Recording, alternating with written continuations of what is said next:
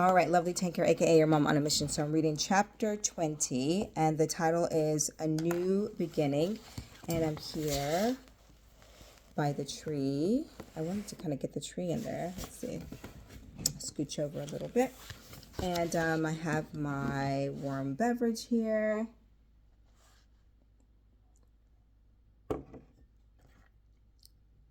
Highlighter, pen, notebook. But I think today I grabbed the highlighter because I probably will just highlight. If there are some points that I want to camp out on and just kind of share my own insights, I'm going to begin to do that. I mean, I probably should have done that more in the earlier chapters, but we are turning the corner and about to wrap this book up. So let's see. All right. So the quote is, people take on the nature and the habits and the power of thought of those with whom they associate in a spirit of sympathy and harmony. Napoleon Hill. So, the chapter is called A New Beginning. When Greg got home, an invitation awaited him. The invitation card alone was something spectacular to behold, on parchment paper with gold trim. Even as Mia appreciated its beauty, Greg simply wanted to know what the event was. He expected the wait. Oh. He inspected it impatiently. Your presence is requested at the 75th celebration of Mr. Jonathan Buckland's life, it read. Immediately, Greg's mind began spinning at the opportunity to socialize with more of his mentor's close friends. He knew that the party would turn into something special and said a quick prayer of gratitude. Mia's imagination was likewise stirred at the thought of meeting Mr. Buckland in person and seeing the other luminaries who might attend. This is going to be great, he exclaimed. On the night of the celebration, there was a full moon to the sky. Greg and Mia arrived at the party dressed to the nines, Mia in a spectacular red dress with a new short hairstyle, Greg with a notebook to record nuggets of wisdom tucked away in his tuxedo. Greetings and welcome aboard, said a friendly voice from beneath the captain's hat. In typical Buckland fashion, the business leader had gone overboard, no pun intended, on the festivities, catering the most spectacular yacht in the city, one that was usually reserved for government officials and dignitaries. Greg, good to see you, the host called from across the stern. Happy birthday, Mr. B, the appreciative guest said. Mia, you are as lovely as I expected, Buckland complimented as he kissed her hand. Although he had spoken with her on the phone and by mail, keeping her apprised of his protege's progress, the two had never met in person. Oh, stop, she responded, with a touch of rose blooming on her cheeks.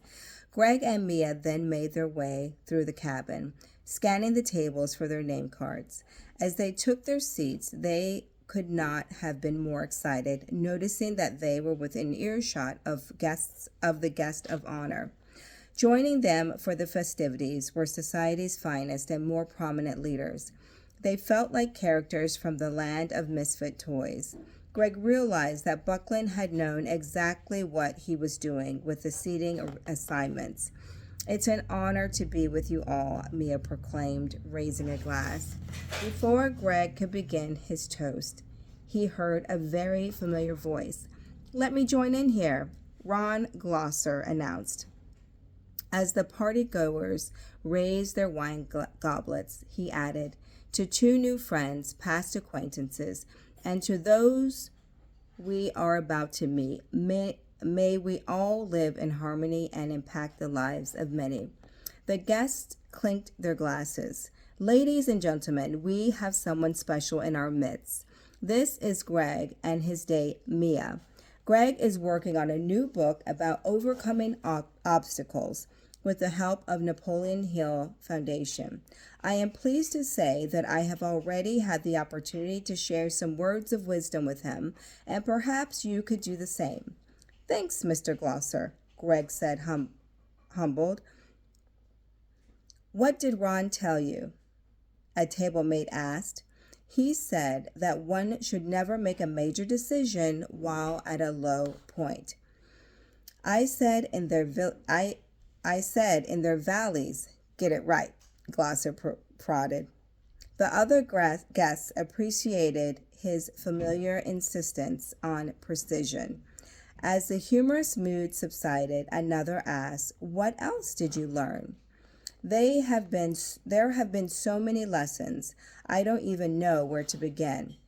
Tell them about PMA, Mia suggested. Oh, yes, positive mental attitude, Glosser interjected. He motioned to his left and asked, Greg, do you like baseball? Of course. I was raised a San Diego Padre fan. Then I'm sorry we had to whip your boys last week, another member of the dinner party said. This is Drayton McLean, owner of the Houston Astros, Glosser said.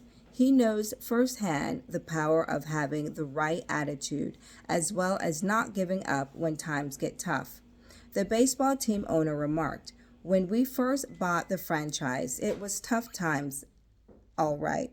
In fact, I had to write additional checks out of my own pocket just to cover payroll. We're talking millions.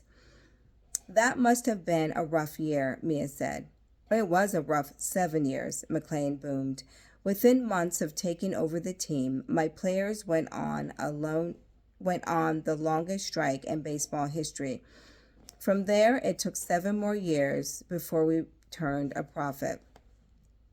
Why didn't you give up and sell the team? Another guest asked. I never quit anything in my life, was his quick response. I never bought the team to be a huge moneymaker anyway. It was more of the love of the game, and it turned out to be one of the greatest blessings I've ever had. He paused for a moment and finished his thought. We utilized the fame of the players to make a positive impact on our community. They visited schools and hospitals and really chipped in to make the city a better place. You can't put a price tag on something like that. Besides, McLean concluded, the detours and problems are what make life interesting and unique. Amazing, Greg whispered to Mia as he thumbed through his trusty pad. I guess we shouldn't cry over setbacks after all. Overhearing him, McLean said, heavens no, and understand this. Greg wrote the following words. Sometimes the worst situations turn out to be the best opportunities.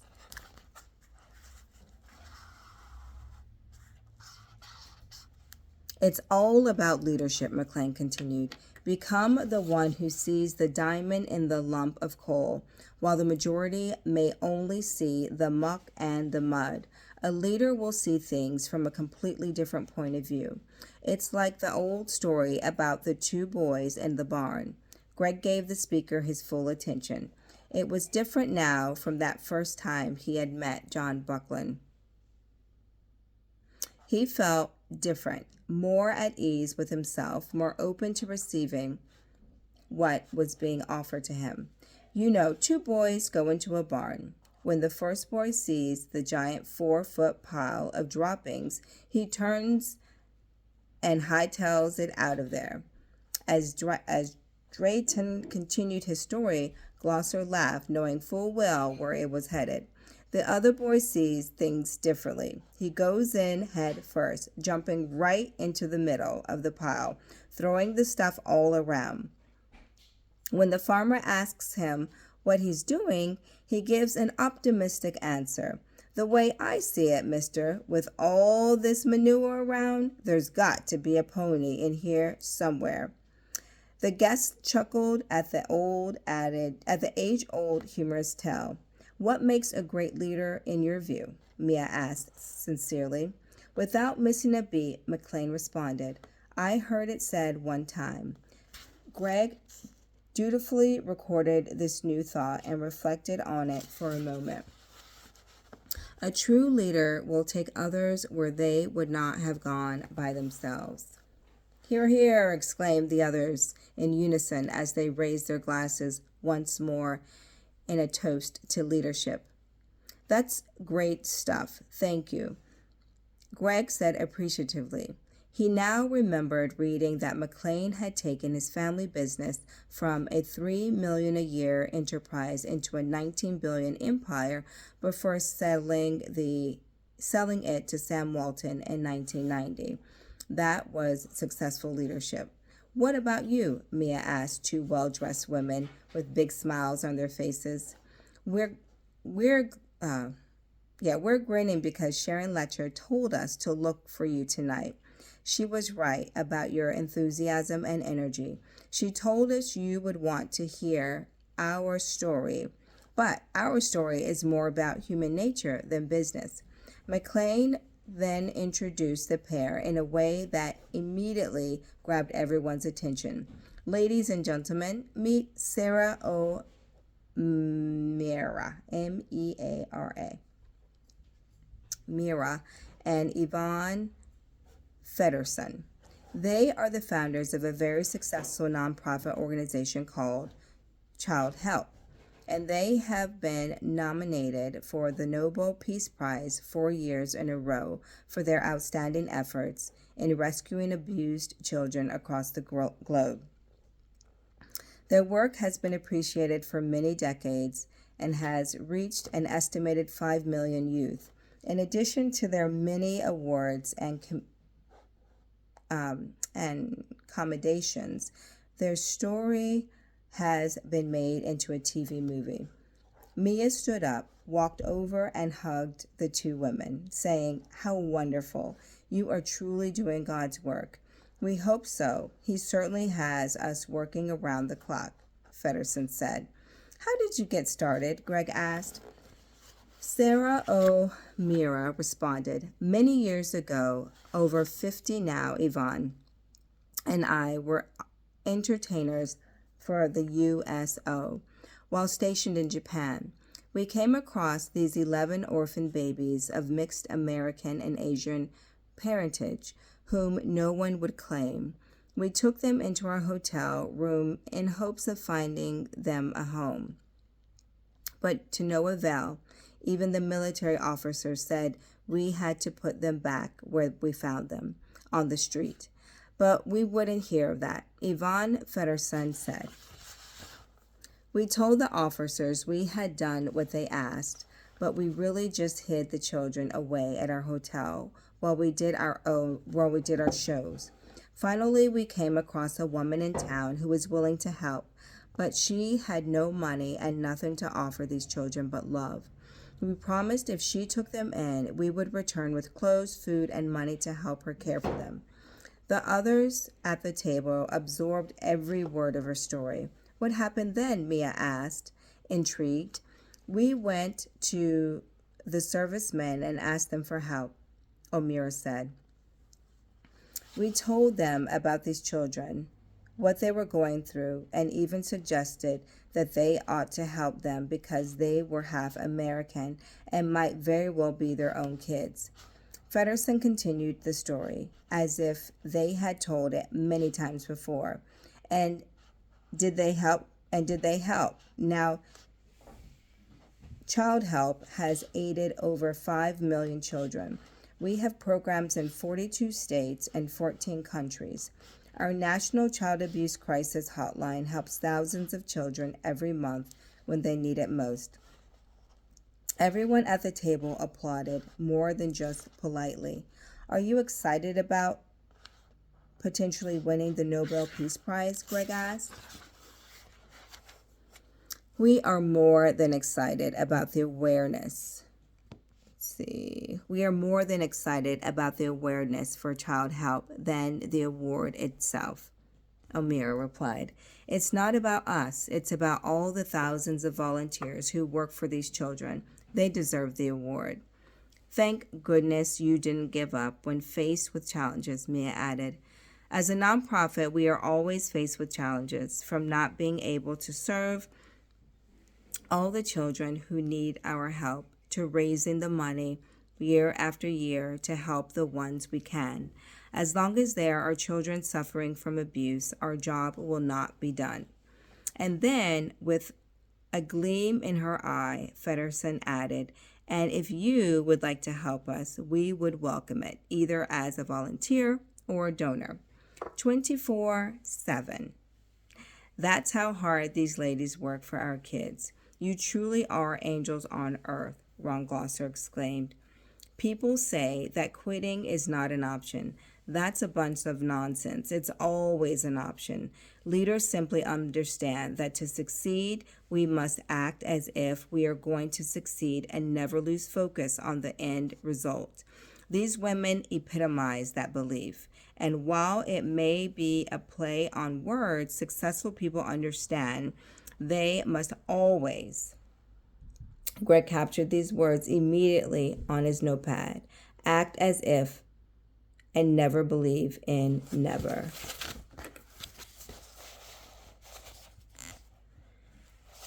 Successful people understand that they must always act as if and never believe in never. Let's see, hold on.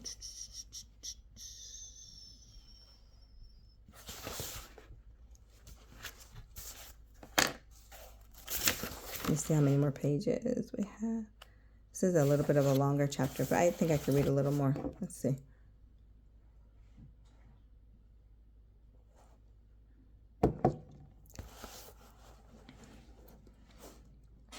Greg remembered vividly that he had been convinced that David's addiction could never, ever be overcome. He also recalled that David had used the same phrase as Glosser, something he had picked up in rehab, act as if. It seemed to be a common theme for those seeking success in whatever realm. In the worst moments when David had relapsed and also looked lost, Greg had struggled with the concept that his brother might never recover. But if he didn't believe in never, perhaps never would never come. Over the next hour, the dinner companions shared stories of success, struggle, and victory. This was turning out to be an intellectual and inspirational feast as well as a culinary one. Then Sarah O'Meara turned to Greg and said, I understand from Sharon that you have had quite a journey, learning about perseverance yourself. You've heard our stories. We would like to hear yours. Glosser chimed in. That's right, Greg. Bucky wouldn't have included you in this inner circle if he didn't believe you were ready. If you are here, he believed that you've earned the right. Greg had spent the last year seeing the world through many different people's eyes. He had sat at the knee of the master, Mr. Buckland, and listened to priceless words of wisdom from him and his many friends. But just a week earlier, in Don Green's office, Greg had been overcome with insecurity and a feeling of desperation.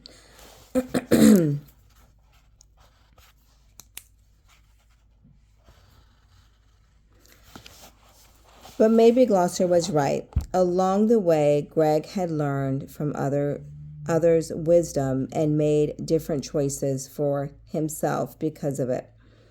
At the moment, he finally realized that he had become an honored guest himself. Shivers went down his spine as he felt the significance of his own personal transformation. He slowly said, I guess it's one thing to seek great advice and record it, but another entirely different thing to take that advice and act on it. Each of you has truly made a difference, not only in your own lives, but in the lives of many others. You each chose the wisdom that spoke to your personal situations, made every effort to internalize it, and then acted on it. Gloucester smiled and said, Greg, you have clearly done that as well. I know you give the credit to Buckland and all his friends, us included, but Buckland didn't change your life. You did, haven't you? Greg said humbly, yes, I guess I have.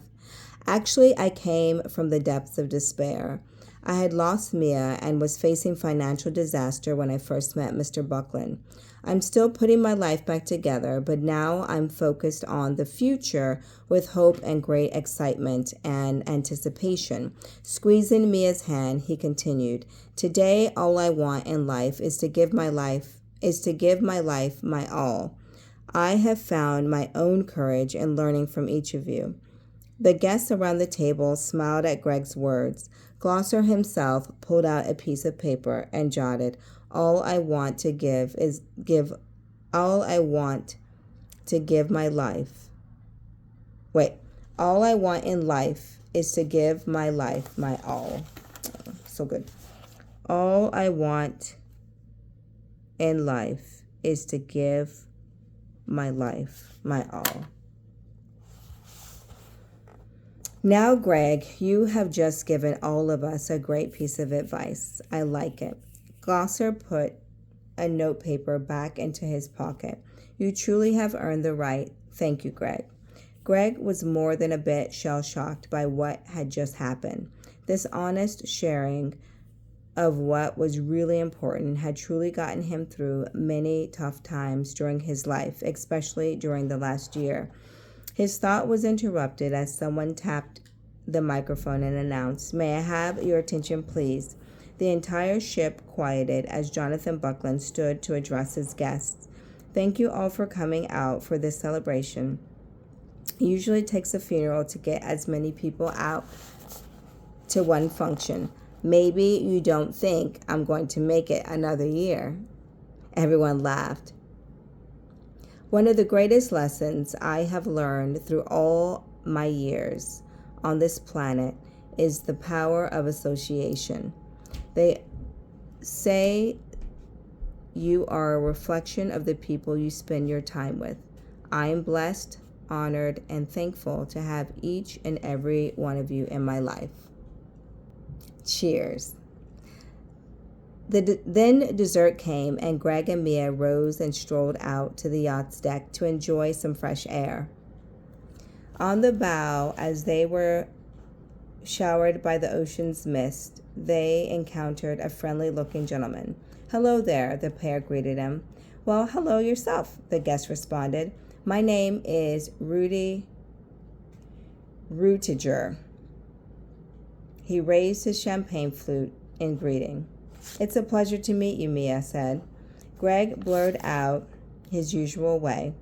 The only guy I know named Rudy was from the film years back where the walk-on football player was carried off the field in celebration at the end of the famous Notre Dame game. The seafaring guest added, and you know, to date, that was the last time that ever happened.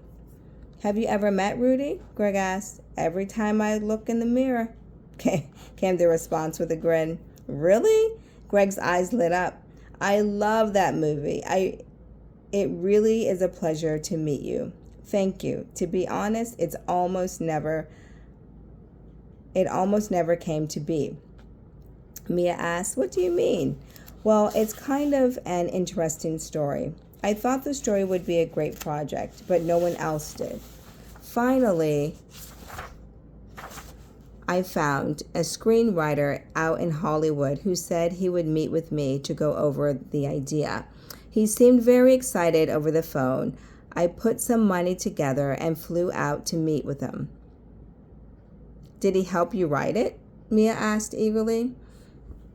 It went like this, he responded. I sat in a booth at a diner for over 30 minutes. The guy never showed. An hour passed and still no sign of him. 2 hours went by and then 3.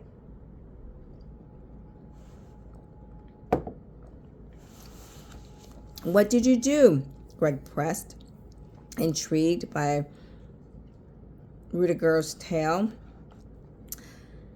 After that long, believe it or not, I still had hope. I still saw the potential of what the story offered, and I wasn't about to give up. That's not my style. A friend was with me, so I asked him to stay in the booth while I went outside, got some fresh air, just in case he showed. I walked outside and he was there, Mia prompted. Nope, Rudiger replied. But there was a friendly face, a postal carrier with the biggest grin I had ever seen. I said to him, I really appreciate that smile after the day I'm having. What are you so cheerful about? The mailman started laughing and said, I just moved here from Michigan. Last week I was delivering mail in the snow, and now I'm standing here in shorts getting a suntan. All three enjoyed a good laugh at the image of the mail carrier sliding on his sunglasses, trying to imitate a celebrity. He said, I'm glad I could make your day. But hey, why are you here? What's your story? So I told him. I gave him a play-by-play of how I wanted to make a movie of my experience. The mailman said, you hear that a lot in this town, but your idea is pretty good. Then he asked, who were you supposed to meet? There was a pregnant pause as Rudiger took a sip of his champagne. His two-person audience stood captivated by his saga. When I told him, he got angry, but in a positive and constructive way. He said, I like you, and I'm going to help you. In fact, I know the guy who stood you up. I just delivered mail to him 30 minutes ago. I know where he lives, and I'm going to tell you. Well, as you can imagine, I was excited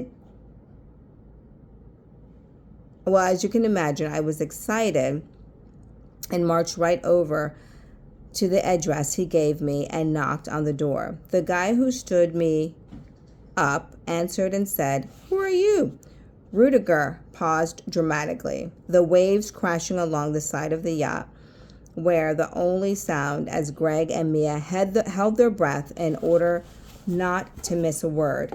What did you say? Greg prodded. I said, It's Rudy, and you're late for lunch. Greg and Mia turned to each other, acknowledging yet another message similar to those who they had been learning along their own path. They recognized that Rudiger had not given up on his dream and had the courage to persevere.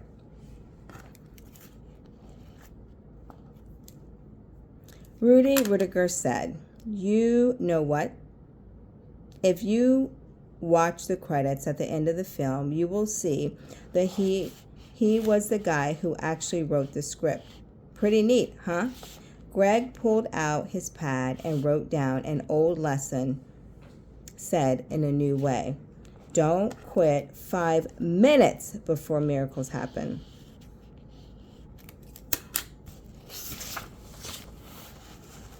The blast of the foghorn broke into their momentary reverie. The journey had come to an end, and the yacht headed back to port. Have to let you in on a little secret, Rudy added. Bucky told me what you were up to. That's why I wanted to share that story with you. Remember, very little outweighs the power of perseverance. All right, write that down.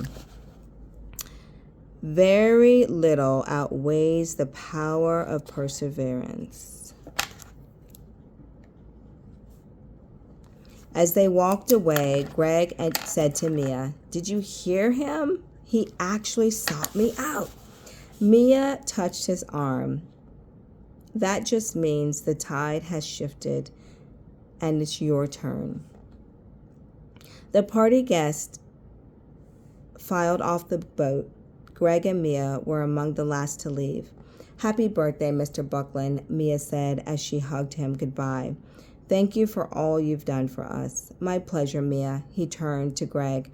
I know you have had some challenges with your venture, but stick with it. I heard you have Sharon Lecture involved. That will be a great association for you.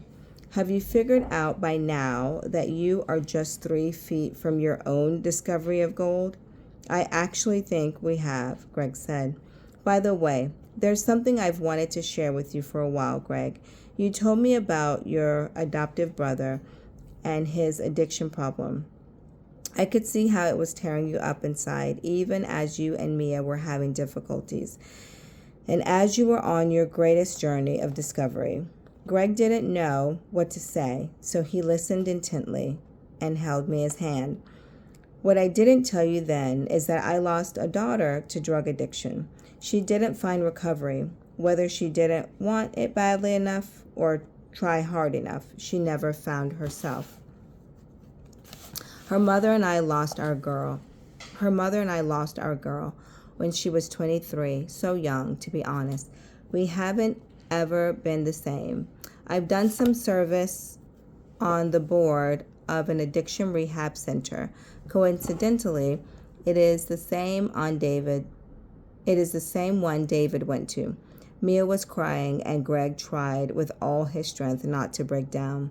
He couldn't express in words how amazed and grateful he was for Buckland's words. So I know your pain, and I'm so happy for your joy.